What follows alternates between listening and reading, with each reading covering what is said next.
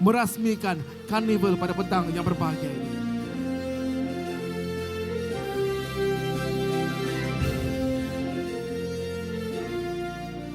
Assalamualaikum warahmatullahi wabarakatuh dan salam sejahtera. Alhamdulillah nahmaduhu wa nusalli ala rasulihil karim.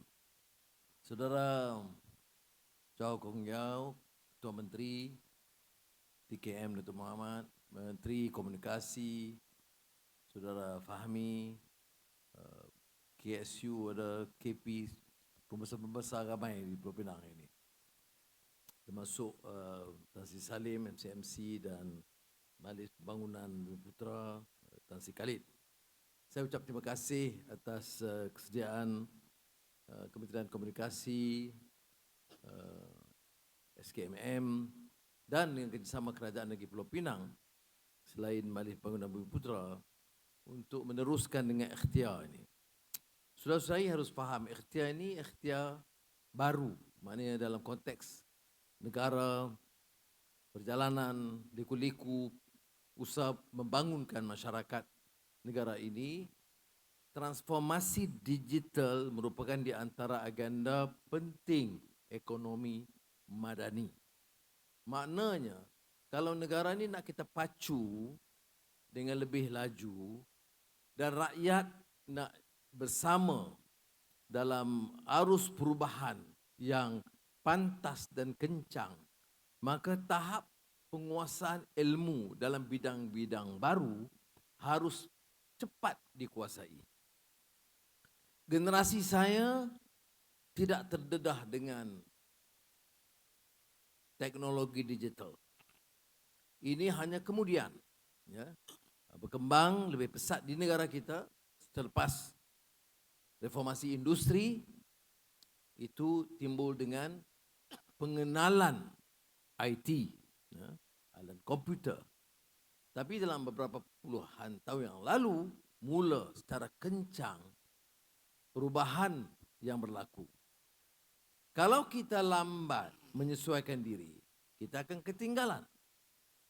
Negara-negara kecil di Eropah yang dulunya agak ketinggalan, itu dengan keupayaan perubahan, merubah, memacu dengan laju dia ke depan. Kita pun dalam beberapa tahun lalu kerana keadaan politik yang belum stabil, fokus negara tidak mungkin ke arah pertumbuhan ekonomi, apalagi transformasi digital. Sekarang alhamdulillah keadaan kita memungkinkan pemusatan perhatian kita sepenuhnya ke arah pembangunan ekonomi dan transformasi digital. Dan di antara langkah yang saya lihat hari ini termasuklah memperluaskan. Ini soal digital ini kalau tidak kita tangani dengan baik akan terus menyebabkan berlakunya kesenjangan di antara golongan terdidik dan masyarakat bajak. Di kalangan orang kaya, dengan elit, dengan rakyat kebanyakan. Kerana ini teknologi baru. Dan kalau tidak ditangani, dia memerlukan kos tambahan. Dan kecanggihan. Kalau anak-anak nak belajar daripada ibu bapa, soal digital yang disebut transformation, ini sukar sekali. Melainkan ibu bapa yang terdidik di kota dengan kemudahan-kemudahan ada. Maknanya jentera kerajaan termasuk SKMM dan kita tidak mahu juga galangan Bumi Putra ketinggalan. Maka Majlis Pembangunan Bumi Putra bersama SKMM dan Saudara Ketua Menteri juga bekerjasama memberikan perhatian khas. Umpamanya TVET dulu dia tidak dianggap penting. Kerana TVET ini dianggap aliran teknik yang tahap kedua. Sekarang tidak lagi. Orang yang terdidik di TVET dan kalau diberikan kursus-kursus yang strategik, akan mendapat upah dan gaji lebih tinggi.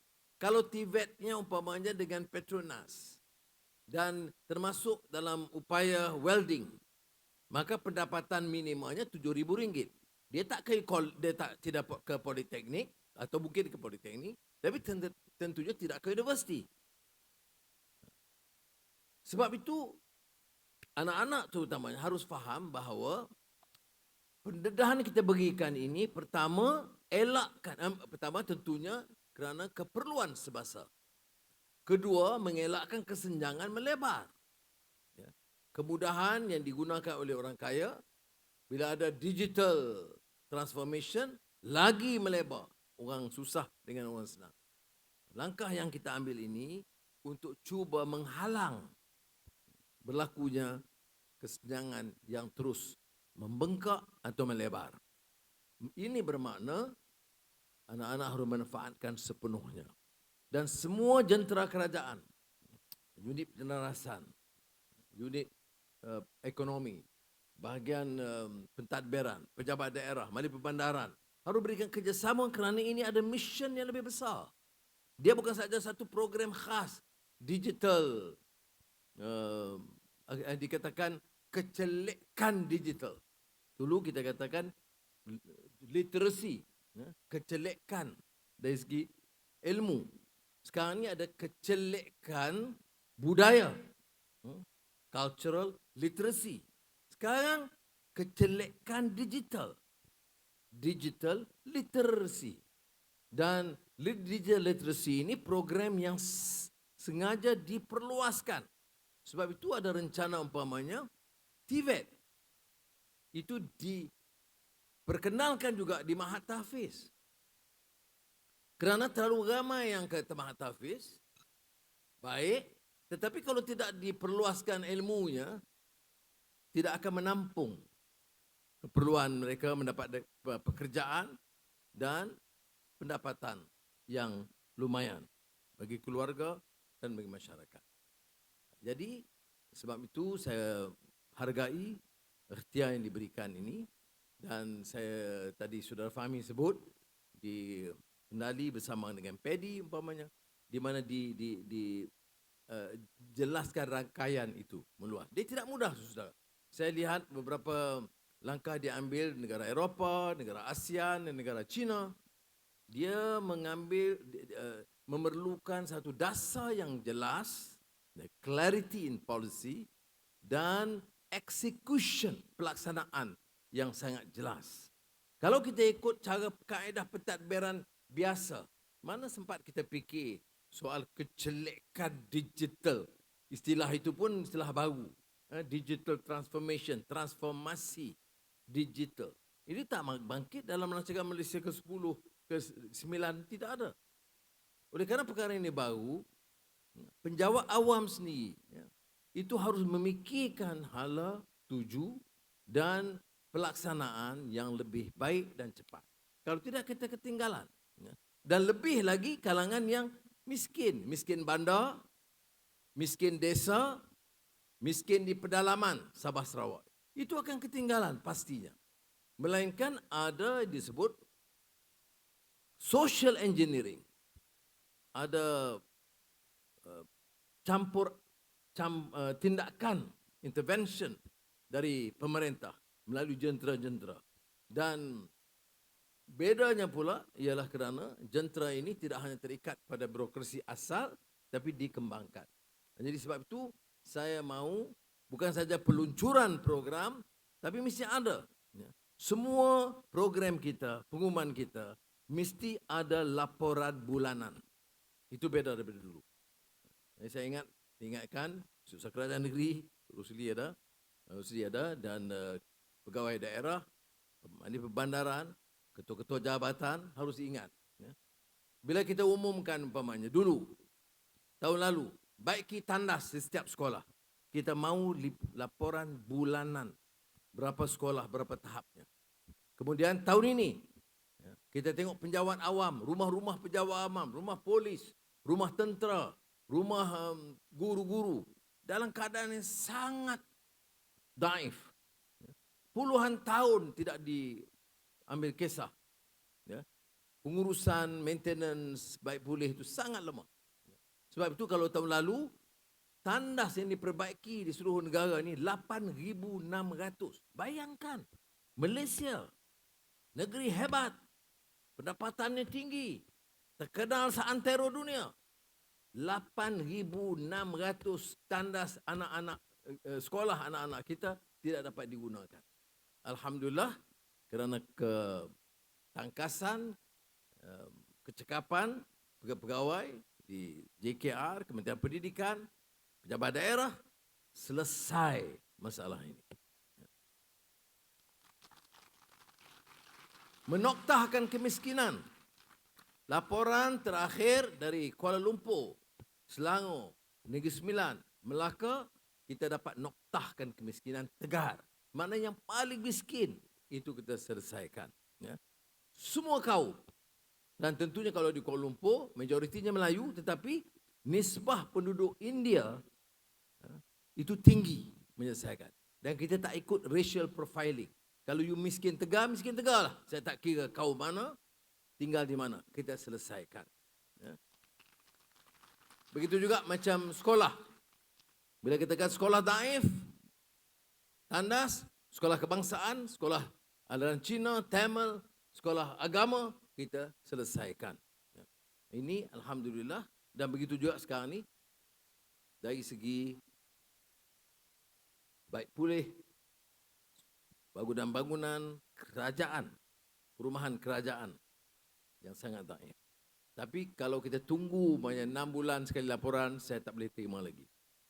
Sekarang semua ketua jabatan kita kendaki untuk memberi laporan semasa dalam tiap bulan status dia.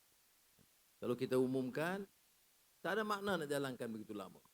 Tadi saya tanya Ketua Menteri tentang pengumuman kita tentang LRT, tentu dia lebih rumit, mengambil sedikit masa, tetapi ada perkara yang mendesak. Pulau Pinang ni menjadi satu tarikan pelancongan yang sangat berjaya. Dan lapangan terbang baik lepas sudah sesak. Jadi sebab itu kerajaan setuju untuk memperbesarkan.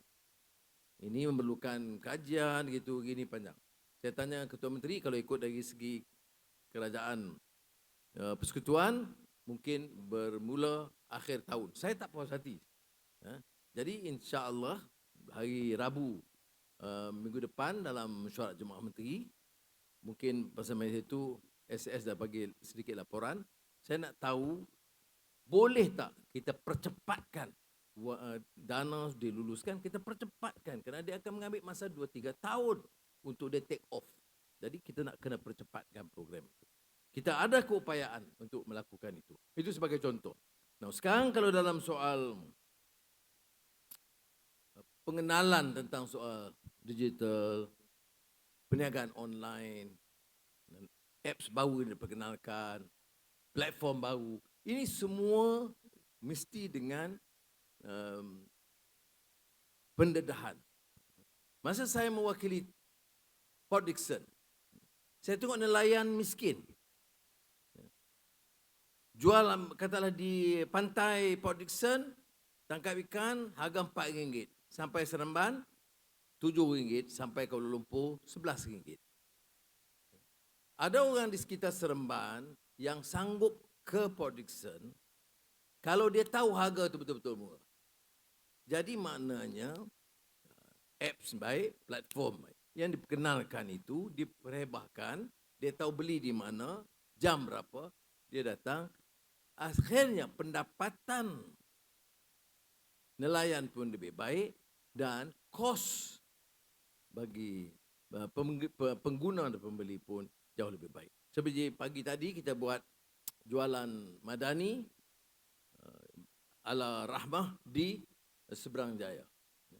Tengok sayuran lebih RM2 lebih murah umumnya.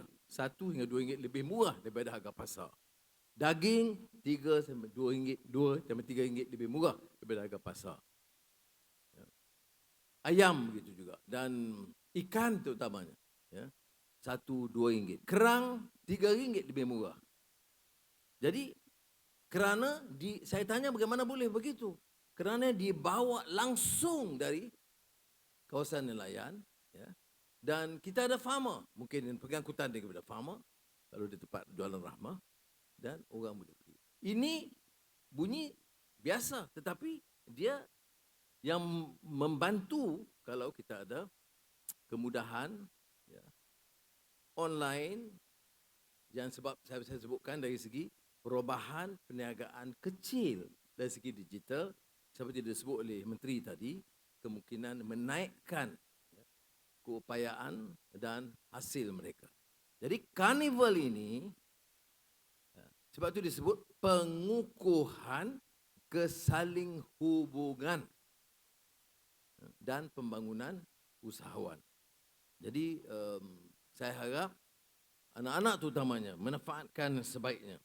Nanti kalau tidak, kita umum, kita ada majlis-majlis pancaran besar-besar, kita minum teh dan cok kodok sedap-sedap, kemudian balik sama saja. Jadi sebab itu saya nak laporan, ya, termasuk daripada SKMM. Okey, ada program di Pulau Pinang. Awal Februari. Awal Mac kena nak tanya. Apa dia perkembangan? Okey, terlalu awal. Baik, awal April apa dia? Jadi tiap jabatan, dan saya dah minta Ketua Setiausaha Negara memastikan hal ini berlaku. Ini saja yang boleh jamin apa yang dikatakan pelaksanaan yang lebih cekap dan pantas. Tentunya kita tak ada upaya untuk buat semua. Sebab itu saya kat telco umpamanya, saya ucap terima kasih kerana mereka nampak secara langsung turun ke bawah. Kerana saya cakap telco ini mencatat keuntungan yang baiklah, ya. Jadi bila mereka berikan kerjasama, dia memudahkan kerana kalau bidang ini mereka kuasai. Mereka punyai kemahiran. Kecanggihan, sophistication teknologi ini mudah bagi mereka. Sukar bagi rakyat terbanyak. Jadi dengan kearifan mereka dalam bidang ini disampaikan, itu saya katakan, dan membantu mencelikkan rakyat tentang apa yang ingin disebut digital. Jadi saya berharap, ya, dalam program Madani ini dia menunjukkan keprihatinan.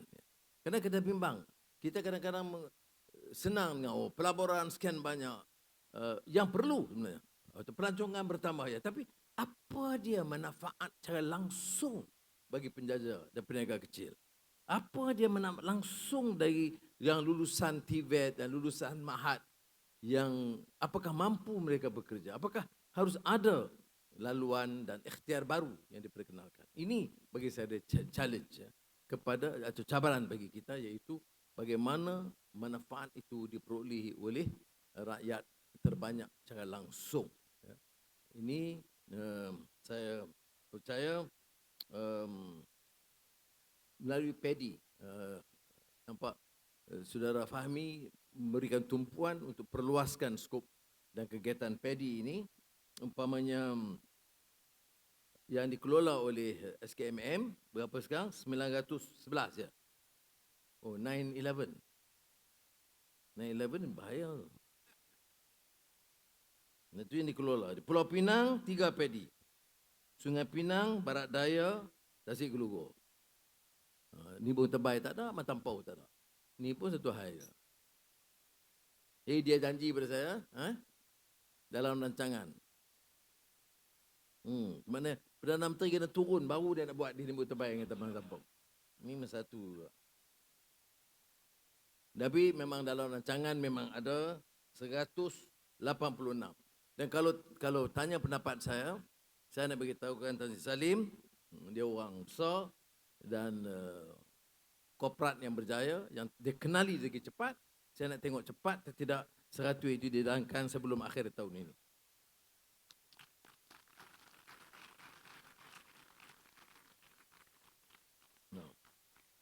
Kita nak tambah 41 PEDI di Pulau Pinang. Jadi 41. Dan peruntukan yang disediakan untuk PEDI di Pulau Pinang penambahan ialah 47 juta ringgit. Ya. Jadi bulan depan Bulan depan, Fahmi, make sure you receive a report from you. Saya dah lama dah. Orang kata dalam kerja-kerja kerajaan ini, saya akan janji itu saya tak mau pakai. Bagi laporan bulan depan, sebelum 10 Mac bulan depan, saya nak tengok bila dia nak laksanakan di, katalah, balik pulau, bila di Nibung Tebal, bila di Permatang Pau. Umpamanya. Tapi saya ucap, walaupun saya petik gurau begini, saya ucap terima kasih. Kerana yang langkah dia ambil, saya berjumpa mereka dulu, PEDI.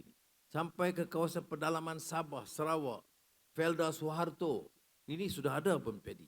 Jadi saya ucap terima kasih atas usaha dan khidmat yang sedemikian. Dan dalam pertemuan saya dengan PEDI, itu dia menyeluruh. Maknanya termasuk kawasan kita tak jangka.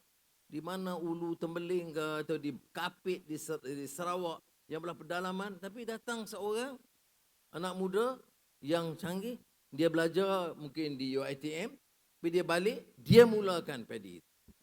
Jadi begitu saya harap anak-anak Pulau Pinang diberikan pendedahan dan komuniti PEDI itu dapat memanfaatkan masyarakat di sekitarnya. Jadi sekali lagi saya ucap terima kasih kepada semua rakan-rakan dan tunggu laporan awal bulan Mac. Assalamualaikum warahmatullahi wabarakatuh. Terima kasih, dimohon kerjasama yang amat berhormat Datuk Seri untuk terus kekal berada di atas pentas bagi upacara gimmick perasmian.